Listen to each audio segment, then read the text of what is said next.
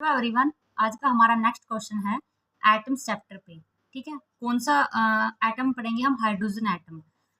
देखते हैं। Hydrogen atom in the ground state is excited by an electron beam of 12.5 electron volt energy.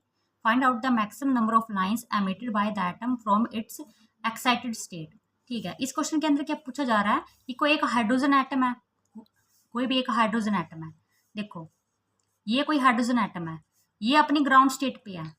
उसके बाद उसको बाहर से कोई इलेक्ट्रॉन बीम देते हैं हम 12.5 इलेक्ट्रॉन वोल्ट की, 12.5 इलेक्ट्रॉन वोल्ट की। ठीक है, ये है हमारी बाहर से एक्सटर्नल।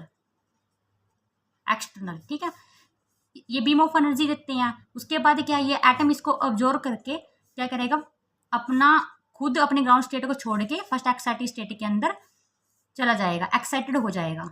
ठीक है, इस टाइप से। आगे क्या बोला गया है कि find out the maximum number of lines emitted.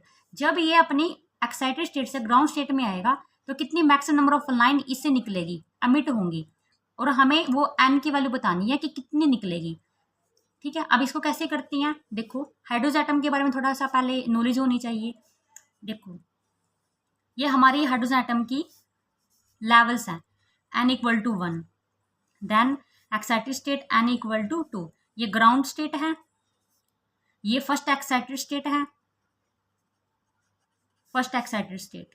ठीक है, उसके बाद n की value 3 and then shown up to n equal to infinity. ठीक है, अब जैसे एटम है फर्स्ट ग्राउंड स्टेट से एक्साइटेड स्टेट में जाएगा तो हमारे पास एनर्जी आएगी फर्स्ट एक्साइटेशन एनर्जी, उस हिसाब से उससे next second excitation energy, then up to infinity तक। अब देखो, इसकी एनर्जी क्या होती है? सबसे पहले हमें पता होना चाहिए कि हाइड्रोजन एटम की एनर्जी कितनी होती है। हाइड्रोजन एटम की एनर्जी का फॉर्मूला एक ये बहुत ही इंपॉर्टेंट है जो हमें ध्यान रखना है।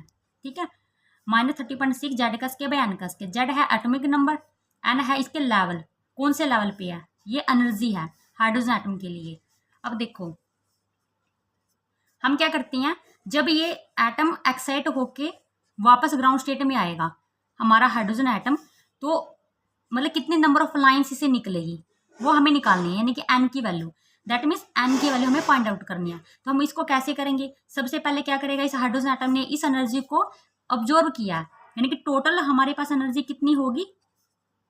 ग्राउंड स्टेट के लिए एनर्जी देखो, एन की वैल्यू 1 पुट करोगे तो ये देखो, इस लेवल के लिए एनर्जी की वैल्यू कितनी होगी, -30.6 इलेक्ट्रॉन वोल्ट। ठीक है, एन की वैल्यू 1। देन उससे नेक्स्ट के लिए एन का स्केयर यानी कि 2 की वैल्यू 2 का स्केयर डिवाइड कर देते हैं, यानी कि -3.4 इलेक्ट्रॉन वोल्ट। देन उसे एन की वैल्यू 3 करेंगे, यानी कि 9 डिवाइड कर देंगे तो उसकी वैल्यू आएगी -1.5 इलेक्ट्रॉन वोल्ट।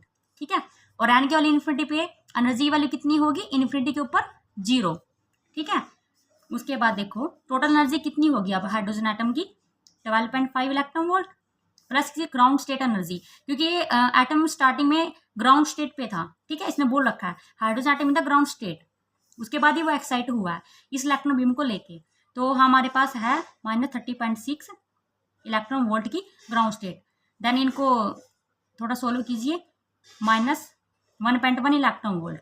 ठीक है, अब हम क्या करेंगे, ये हमारे पास टोटल एनर्जी आ गई जब वो ग्राउंड स्टेट से एक्साइटेड स्टेट में आया। ठीक है, अब वो एक्साइटेड स्टेट से ग्राउंड स्टेट में ही आएगा तो हाइड्रोजन एटम की एनर्जी कितनी होती है, -30.6 जेड का स्केयर बाई एन का स्केयर। हाइड्रोजन एटम ले रहे हैं तो यहाँ पे जेड की वैल्यू 1 पुट कर देते हैं, -30.6 electron volt divide by N का स्केयर। अब इसको और इसको कंपैरिजन कीजिए, -30.6 डिवाइड बाई एन का square electron volt -1.1 electron volt. ठीक है, ये यहाँ से कैंसिल आउट।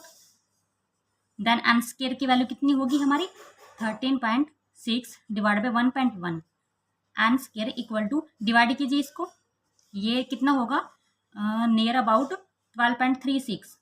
ठीक है, उसके बाद एन की वैल्यू कैसे आएगी, इसका अंडर रूट कीजिए 12.36 का, नियर अबाउट ये 3 होगा।